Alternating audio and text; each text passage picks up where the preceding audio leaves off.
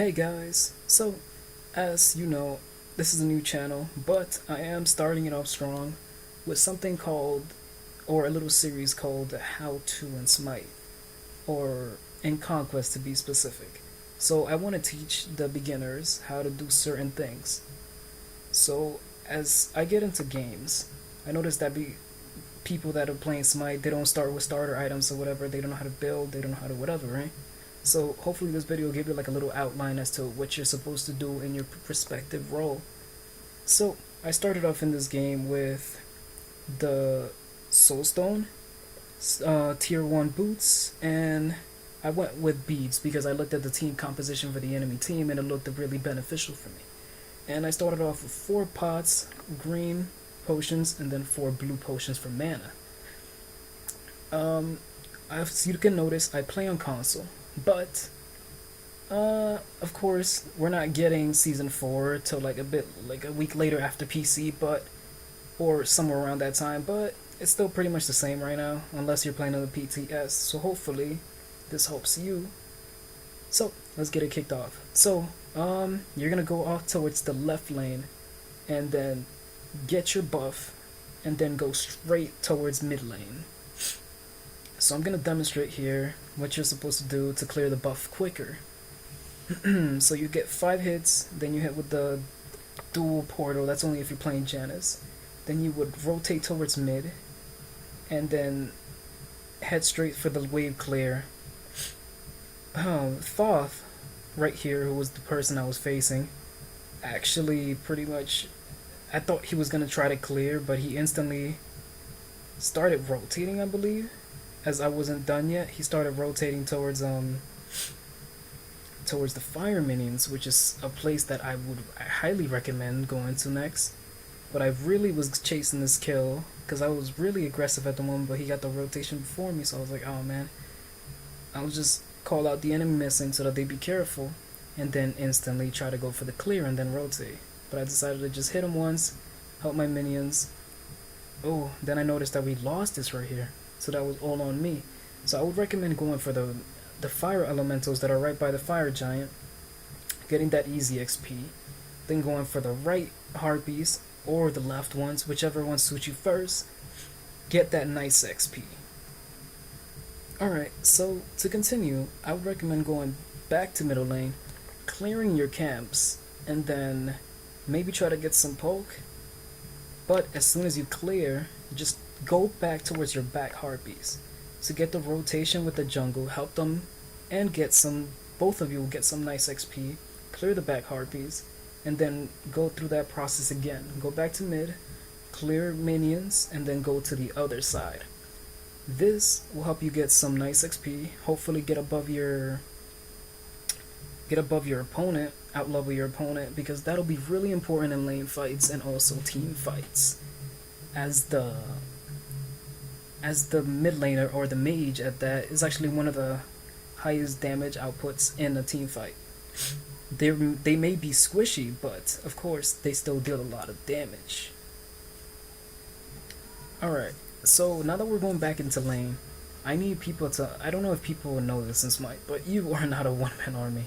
You will easily die, pretty much, and it'll happen often. I here was in trouble, and thanks to my teammate, the jungle, Nemesis actually came for my rescue, and I appreciate that like a lot, cause she saved my life, got a kill. Thoth, oh my god, the Thoth, whatever you guys want to call him, he's down. And here I was like, you know what, let's clear minions, and then I'm getting back. But this beauty catches me out of surprise. I'm thinking I'm getting away, but no, shut down. Alright, now that we're at spawn, let's take advantage of this. We need shoes anyways, so I go for blue shoes at this point. They're pretty good. They give you a solid 40 powers, and also a 10% cooldown, I believe, and also like 250 mana. This is really good for mages, so I recommend it. Alright guys, that brings us to our next thing. I say ganking.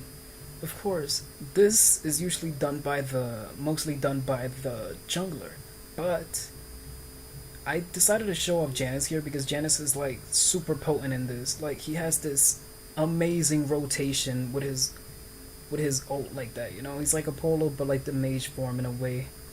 And pretty much shutting down a lane like that, it's pretty good, you know. Like I just showed it here. Being able to do this is really good because now your team can easily get ahead and you're helping your team out more than anything. Right here I was out of mana, so I was trying to back the entire time, but ooh, things became heated for the team. We lost a member, but somebody meds me, and this actually helped a lot. So we got the kill there. We got the lane pressure now, but majority of us are out of mana, so we decided to just back up. Don't be afraid to gank, especially like when your lane is open. Take advantage of that. When there's an enemy missing, take advantage to put pressure in another lane. That's something I will say. Of course, you can put pressure in your own lane and take down a tower. That's also viable as well. But tell your teammates that there is an enemy missing middle. That is very important, because having an enemy pushing up on your team is very bad. Pushing up on their team is obviously good as long as it comes out right. But when it comes out bad, you know, you're now... Alright guys, so this is another thing. I know a lot of people that play mages and they don't think that the mage's role is supposed to be doing this, but I highly disagree. I say buy wards. Wards are super important for teams. They'll tell you where your enemies are. They'll tell you where, if danger is coming, so you can easily either get away or set up an ambush. That is super good. You're setting yourself up for success in that way. Another thing is, as you see me doing it here, I would definitely go for a defense item on squishy mages, because majority of mages are squishy. Not majority, all of them pretty much. Only mage that I know from the top of my head that can take some damage, it's probably Zhang Kui. And that's because it comes with his passive, right? He's one of the only mages that can do it, so I recommend just getting a defense item. It's not going to hurt your damage.